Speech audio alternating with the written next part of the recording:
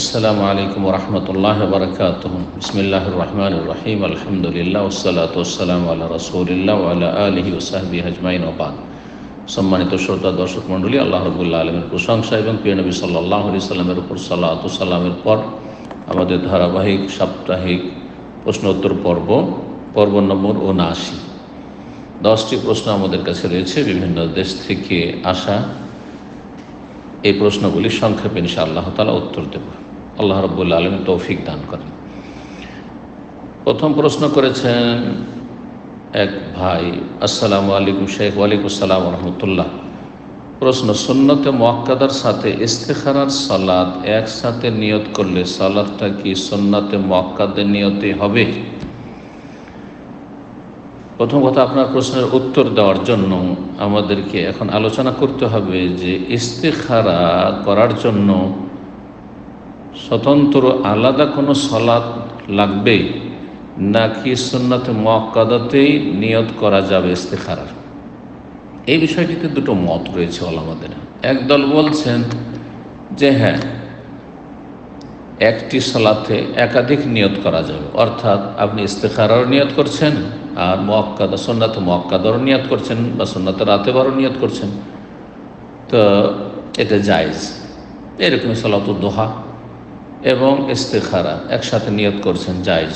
শুধু ফরজে চলবে না, কারণ নবী সাল্লাল্লাহু আলাইহি ওয়াসাল্লাম হাদিস রয়েছে, ইযা হাম্মা আহাদুকুম বিল আমরে, তোমাদের কোনো ব্যক্তি যখন কোনো কাজের উদ্দেশ্য করবে তখন সাল্লা রাকাতাইনে, 2 রাকাত পড়া সালাত আদায় করবে, মিন গায়রিল ফারিজা, ফরজ ছাড়া। তো ফরজ সালাত দিয়ে ইস্তেখারা নয়, ইস্তেখারার জন্য সুন্নত সালাত হইতে হবে। এখন এই সালাত সুন্নাতে মুআক্কাদাতে নিয়ত করে নিলাম, ইস্তেখারা চলবে কিনা? একদল তো বলছেন যে চলবে, কিন্তু শাইখ ইবনে উসাইমিন রাহিমাহুল্লাহ বিশ্বের 20 শতাব্দীর বড় 3 জনের একজন আলেম ইমাম রাহিমাহুল্লাহ তাআলা, এবং সৌদি আরবের যে স্থায়ী কমিটি রয়েছে লাজনা দায়েমা ফতোয়া বোর্ডের, তারও ফতোয়া হচ্ছে যে না, এটা চলবে না, বরং ইস্তেখারার জন্য আলাদা সালাত হইতে হবে। ইস্তেখারার জন্য আলাদা সালাত হইতে হবে। সুন্নাতে মুআক্কাদা যেমন ফরজ দিয়ে ইস্তেখারা নিয়ত করা যায় না, ঠিক তেমনি সুন্নাতে মুআক্কাদা, সুন্নাতে রাতের বাগুলি ফরজেরই তাবে। আর ইস্তেখারার ক্ষেত্রে নবী সাল্লাল্লাহু আলাইহি ওয়াসাল্লাম বলেছেন যে ফালিয়ার কারাকাতে, 2 রাকাত পড়বে ফরজ ছাড়া, সুতরাং 2 রাকাত ইস্তেখারার জন্য পড়বে। আর এটা হচ্ছে অধিক সতর্কতা, যে আপনি কৃপণতা না করে আর আমলে অল্পতে না সেরে আপনি ভালো আমলে চেষ্টা করেন, আপনার আমলের কোয়ালিটি ভালো হোক। সুতরাং ইস্তেখারার জন্য ইচ্ছুক হলে আপনি 2 রাকাত পৃথক সালাত আদায় করবেন। আল্লাহু তাআলা আলাম। 2 নম্বর প্রশ্ন করেছেন। আসসালামু আলাইকুম শেখ। ওয়ালাইকুম আসসালাম ওয়া রাহমাতুল্লাহ। আশা করছি আল্লাহর রহমতে ভালো আছেন। আলহামদুলিল্লাহ। সম্মানিত শেখ, আমার প্রশ্ন হচ্ছে, আমার উপর হজ ফরজ হয়ে গেছে, তার সত্ত্বেও আমি হজ করা বাদ দিয়ে আমি ওমরা করতে যাচ্ছি, আমার কি ওমরা করা জায়েজ হবে শেখ? যদি সেই বছরেই আপনি ওমরা করেও হজ করতে পারেন না, আপনার কাছে যথেষ্ট সম্পদ আছে, যে আপনি এখন হয়তো হজ আসতে আরও 10 মাস 11 মাস দেরি আছে, 2-4 মাস 6 মাস দেরি আছে, হজের মাস এখনও শুরু হয়নি, অর্থাৎ শাওয়াল মাস আসেনি, আপনি রমজানে বা তার আগেই ওমরা করবেন আর এই বছরেই হজও করতে পারবেন। এতটা সম্পদ আছে যে সংসারের খরচ দিয়ে আপনি হজ করতে পারবেন, হজ ফরজ রয়েছে আপনার উপর, আর নিয়ত আছে এই বছরই হজটা করে নিয়ে বিলম্ব করব না, তাহলে ওমরা করা জায়েজ, তাহলে হজের আগে ওমরা করা জায়েজ। কিন্তু যদি দেখা যায় এমন একজন মানুষ আপনি, যে এখন ওমরা করে নিলে আর হজ করতে পারবেন না, হজের টাকায় অভাব হয়ে যাবে, তখন জানি না আবার তারপরের বছর আর কোনো সুযোগ আসবে কি না, আর্থিক সচ্ছলতা আসবে কি না, আল্লাহ হায়াত মত ইত্যাদি, আর আপনার কাছে এখন বর্তমান এত টাকা আছে যাতে এই বছরে হজ করতে আপনি সক্ষম, তাহলে আপনার জন্য মোটেই উচিত হবে না বা ঠিক হবে না যে আপনি ওমরা করবেন আর মনে করলে আল্লাহর ঘর তো জিয়ারত করে নিলাম। যেমন আমাদের দেশের মানুষরা আজকাল অধিকাংশ কিন্তু এইরকমই, মনে হয় আল্লাহর ঘর জিয়ারত করা উদ্দেশ্য, জিয়ারত করে নিয়েছি উমরাতে, আর হজ পারলে করব, না হলে না করব না, মোটেই না। যদি দেখা যায় হজের সমান টাকা আছে আপনার কাছে, এর বেশি ওমরা করার সমান টাকা আপনার কাছে নেই, ওমরা করলে হজ করতে পারবেন না, তাহলে আপনাকে হজের জন্য টাকাটা জমা রাখেন আর যত দ্রুত হজটি করে নেন। কারণ সঠিক মত হচ্ছে হজ আলাল ফৌর, সাথে সাথে ফরজ। হজ এই নয় যে হজ ফরজ হওয়ার পরে, মানে আর্থিক সচ্ছলতা আসার পরে 2-4 বছর, 5 বছর, 10 বছর পর এই বুড়ো বয়সে হজে আসেন না, মোটেই না। যখন হজ ফরজ হয়েছে তখনই তাতে আপনাকে হজ করে নিতে হবে। আল্লাহ তাআলা আলাম। 3 নম্বর প্রশ্ন বলছেন, আসসালামু আলাইকুম শেখ। ওয়ালাইকুম সালাম। প্রশ্ন হলো, আমি জোহরের সালাত আদায় করছিলাম, ঠিক সালাম ফেরানোর আগে তাশাহুদের বৈঠকই ছিল, এমতো অবস্থায় আমার মেয়ে ফ্যানের মধ্যে হাত দিতে যাচ্ছিল। ওই সময় আমি আমার মেয়ের দিকে তাকিয়ে আটকে নিয়েছি, তারপর তারপরে হাত দিতে যাচ্ছিল এবং আমি আমার মেয়ের দিকে তাকিয়ে হাত আটকে নিয়েছি। তারপর বলছেন আবার কন্টিনিউ করেছি, তারপর সালাত আবার কন্টিনিউ করেছি। তাহলে কি আমার সালাত ত্রুটিপূর্ণ হবে? যদি আপনি পুরো কেবলা থেকে ফিরে না যান, মোটামুটি ডানে বামে হয়তো একটু কাত হয়েছেন, কিন্তু গোটা শরীর আপনার কেবলা থেকে ফিরে যায়নি, পুরো ডানে বামে ফিরে যায়নি, যেমন সালাম ফেরেন ওইভাবে, অথবা আপনি জায়গা থেকে অনেক দূরে চলে যাননি, সালাতের জায়গাতে রয়েছেন, তাহলে সালাত কন্টিনিউ করা আপনার ঠিক আছে। আর জরুরি এইরকম হলে, যদি দেখা যায় যে এখানে জীবনের রিস্ক রয়েছে, তাহলে সালাত ছেড়ে দিতে হবে। আর আপনার যদি কেবলার উল্টো দিকেও যেতে হয় এরকম অবস্থায়, তাহলে আপনি নতুন করে আবার সালাত শুরু করবেন। 4 নম্বর প্রশ্ন বলছেন, আসসালামু আলাইকুম শেখ। ওয়ালাইকুম সালাম। বাবা মার আগে সন্তান মারা গেলে ইসলামিক শরিয়া মোতাবেক মৃত সন্তানের ছেলে মেয়ে সম্পত্তির ভাগ পেলে কতটুকু? সম্পদের ভাগ দাদার সম্পদে কেন পাবে, যেখানে সেই দাদার মানে ওই ছেলেদের যে দাদা আরও ছেলেরা আছে আর নাতিপোতারা আছে।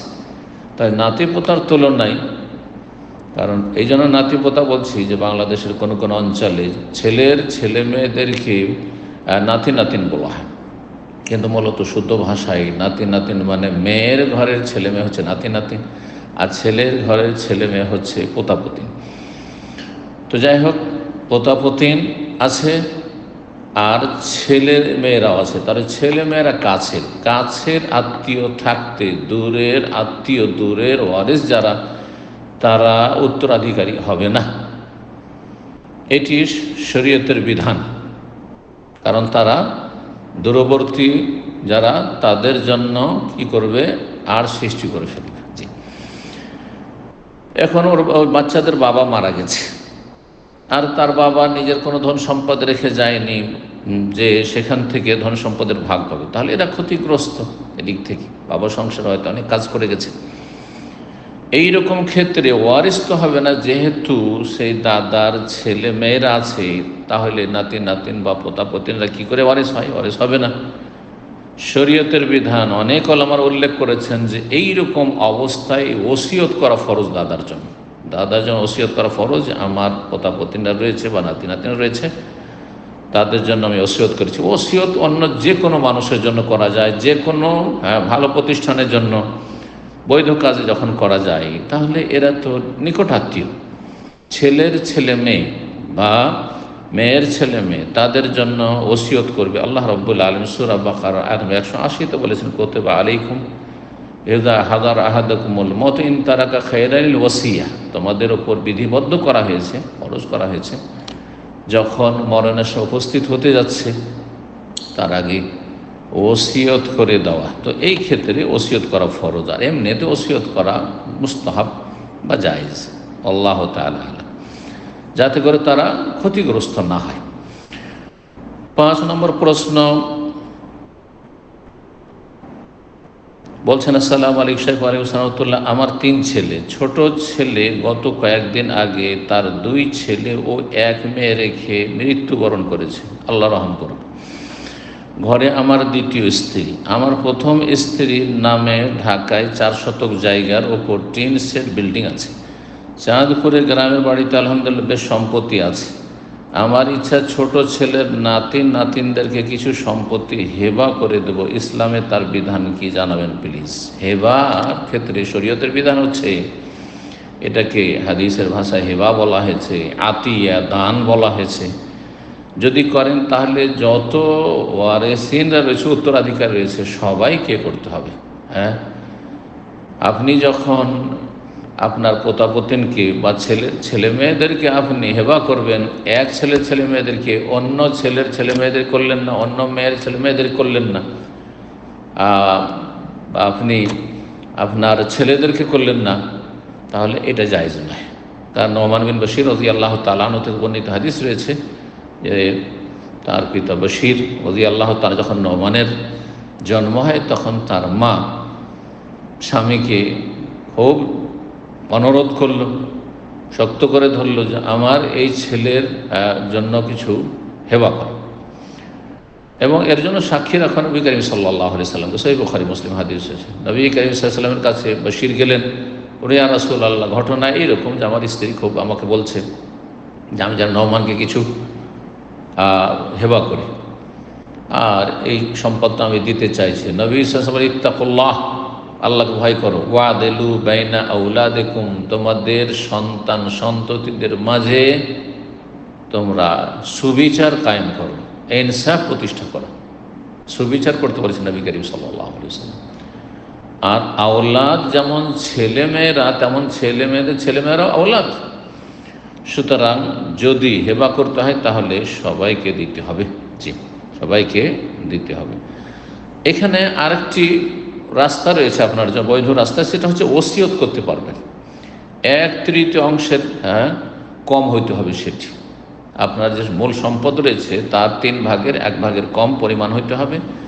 ওসিয়ত করা জায়েজ, ওসিয়ত করা জায়েজ।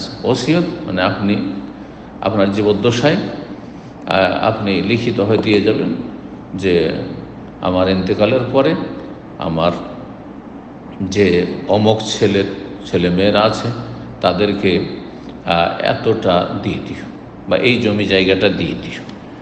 এটা করা যেতে পারে, আপনি সেই পথ অবলম্বন করতে পারেন। জি।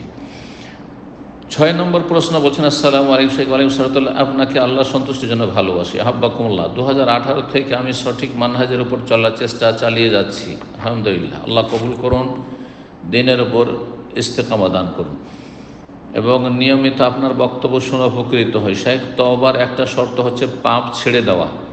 যদি কারোর এমন হয় যে 10 বছর আগে অনেক পাপ করেছে, আল্লাহ হেদায়েত দান করুন, তওবা কবুল করুন, সংশোধনের তৌফিক দান, কিন্তু এখন আর এই পাপ করে না, এমনকি পাপ করার মতো শক্তিও এখন নাই, তো এই পাপের জন্য কিভাবে তওবা করতে হবে? একইভাবে তওবা করতে হবে, তওবার যে শর্তগুলি রয়েছে। শেখ, আমার বলার উদ্দেশ্য হলো, যেহেতু পাপ ছেড়ে দেওয়ায় তওবার একটা শর্ত, কিন্তু ওই পাপ করার মতো শক্তি নেই, ছেড়ে দিচ্ছেন। শক্তি তো আল্লাহ রাব্বুল দিয়েছেন, শক্তি আল্লাহ নিয়েছেন। সুতরাং এই ক্ষেত্রে আপনি মাজুর, কোনো অসুবিধা নেই। শক্তি থাকলে ছেড়ে দেবেন, আর শক্তি নেই সুতরাং ছেড়ে দিচ্ছেন, তাতে কোনো যায় আসে না, তওবার রাস্তা খোলা আছে। তাহলে কি এই শর্ত বাদ পড়ার কারণে তওবা হবে না? না, অবশ্যই তওবা হবে। যতক্ষণ পর্যন্ত মানুষের মরণের সময় ঘনিয়ে আসেনি, মালাকুল মউত আল্লাহর ফেরেশতাদেরকে সামনে দেখতে পায়নি, নিশ্চিত হয়নি যে আমার মরণ এক্ষুনি, ততক্ষণ পর্যন্ত তওবা দরজা খোলা আছে। তওবার জন্য যদি আল্লাহর হক হয় 3টি শর্ত। একটি শর্ত হচ্ছে গুনাহ বন্ধ করতে হবে, আর গুনহার শক্তি থাকা না তো গুনাহ বন্ধ হয়ে গেছে বা করে দিয়েছে। 2 নম্বর হচ্ছে এই গুনহা যে অতীতে হয়েছে আর অনেক সময় আপনি নষ্ট করেছেন, সেই সময়গুলিতে নেকি করতে পারতেন, নেকি করেননি, হতভাগা হয়েছেন, তার জন্য বড় অনুতপ্ত লজ্জিত হইতে হবে। আর তারপরে এই অনুভূতি আপনাকে সবসময় রাখতে হবে, আমি চরম ক্ষতিগ্রস্ত হয়েছি। 3 নম্বর শর্ত হচ্ছে যে আল আজম আল আদমিল আউট, আগামীর জন্য প্রতিজ্ঞা করা যায় জীবনে আমি এইরকম পাপের দিকে, অন্যায়ের দিকে যাব না কখনো। যদি মানুষের হক হয় তাহলে তিনটি শর্তের সাথে চতুর্থ শর্ত হচ্ছে যে তাদের হকগুলি আদায় করে দিতে হবে, পরিশোধ করে দিতে হবে, আর না হলে তাদের কাছ থেকে মুক্তি লাভ করতে হবে ক্ষমা চেয়ে। জি। 7 নম্বর প্রশ্ন বলছেন, আসসালামু আলাইকুম শাইখ। ওয়ালাইকুম আসসালাম রহমতুল্লাহ। বলছিলাম যে মহরমের রোজার যে ফজিলত আছে ওটা যে কোনো এক বছরের নাকি সিরিয়াল ওয়াইজ গত বছরের গুনাহ মাফ হবে? নবী সাল্লাল্লাহু আলাইহি হাদিসে রয়েছে, যখন তাকে জিজ্ঞাসা করা হয় বলছে ইউকাফিরুস সানাতাল মাদিয়া, গত বছর গুনাহ মাফ হবে। আর এই গুনাহ মাফ মানে সাগীরা ছোট গুনাহগুলি মাফ হবে, কাবিরা গুনার জন্য তার সাথে তওবার শর্ত রয়েছে।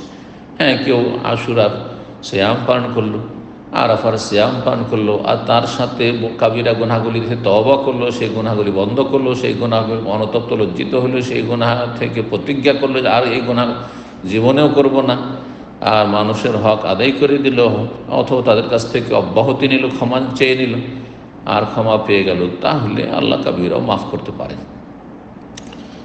আর নবী সাল্লাল্লাহু আলাইহি ওয়াসাল্লাম আরেকটি হাদিস রয়েছে, যখন আশুরার সিয়াম সম্পর্কে জিজ্ঞাসা করা হয়, তার ফজিলত সম্পর্কে হচ্ছে আহতাসিব আলাল্লাহ, আমি আল্লাহর কাছে আশা রাখি আই ইউকাফিরাস সানাতাল্লাতী ক্বাবলাহু, গত এক বছরের কথা বলেছেন, সিরিয়ালের কথা বলেনি, গত এক বছরের গুনাহ মাফের কথা বলেছেন। আল্লাহু তাআলা আলাম। 8 নম্বর প্রশ্ন বলছেন, আসসালামু আলাইকুম শাইখ। ওয়ালাইকুম আসসালাম ওয়া রাহমাতুল্লাহ। কোনো বড় ধরনের ভালো কাজের নিয়ত আগেই করা হয়, কিন্তু ছোটোখাটো কাজের ব্যাপারে নিয়ত হয়তো ভুলে যায়, তবে সেটার নিয়ত কি পরে করলে চলবে? নিয়তের ক্ষেত্রে শরীয়তের বিধান হচ্ছে যে কোনো আমল কাজ শুরু করার আগেই নিয়ত করতে হবে। মানে সালাত শুরু করছেন, তাকবীর তাহরিমার আগে আপনার অন্তরে নিয়ত হবে। এই নয় যে তাকবীর তাহরিমা দিয়ে দিয়েছেন, ততক্ষণ পর্যন্ত কোনো নিয়ত নেই, সুন্নত পড়ছেন না ফরজ পড়ছেন, জোহর না আসর কোনো নিয়ত নেই, আর তারপর হঠাৎ করে তাকবীর তাহরিমার পরে আপনি কিয়ামে অথবা রুকুতে আপনি নিয়ত করছেন, এটা চলবে না। সুতরাং নিয়তটা আগে থেকে করবে, আর নিয়তে যত প্রশস্ততা থাকবে সে অনুযায়ী আপনার বরকত হবে ইনশাআল্লাহ। তবে একটি কথা মনে রাখবেন যে ইবাদত বন্দেগীতে যেন দুনিয়ার গরজ নিয়ত না হয়। দুনিয়ার গরজ আল্লাহ পুরা করে দেবেন, যে দুনিয়ার যে উপকারগুলি রয়েছে, ফলাফল রয়েছে, সেগুলি হাসিল করতে পারবেন, দুনিয়ার অনিষ্ট থেকে আপনি বাঁচতে পারবেন নেক আমলের মাধ্যমে। কিন্তু আপনি দুনিয়াকে লক্ষ্য উদ্দেশ্য করলে আমলগুলি যেন করছেন আপনি কিসের জন্য? দুনিয়ার জন্য না। এই জন্য জিকির আজকাল যে ফজিলত রয়েছে, যে শয়তান অনিষ্ট থেকে রক্ষা পাবে, আর দুনিয়ার এই ক্ষয়ক্ষতি থেকে বাঁচবে, কোনো কিছু তার ক্ষতি করতে পারবে না, দুনিয়ার গরজ করবেন না আপনি। বরং গরজ এগুলি এবাদত, জিকির হচ্ছে এবাদত, সকাল সন্ধ্যার জিকির এবাদত, ঘুমের আগের জিকিরগুলি এবাদত, ঘুম থেকে উঠে জিকির এবাদত, যে কোনো জায়গায় প্রবেশ করছেন আপনি এবাদত। শুধু এবাদতে নিয়তে ইখলাসের একটি গুরুত্বপূর্ণ বিষয় হচ্ছে যে আপনি আখিরাতকে উদ্দেশ্য করবেন, যে আল্লাহর সন্তুষ্টি হাসিল করব, জান্নাত লাভ করব, জাহান্নামের আযাব থেকে রক্ষা পাবো, নবী সাল্লাল্লাহু আলাইহি ওয়াসাল্লামের ইত্তেবা অনুসরণে আমি এই কাজগুলি করছি, ফরজ হোক অথবা নফল হোক। আর তারপরে দুনিয়ার গরজ আপনি করেন আর নাই করেন সেটা হাসিল হয়ে যাবে। কিন্তু শুধু যদি দুনিয়ার জন্য জিকির আজকার করছেন, কিসের জন্য?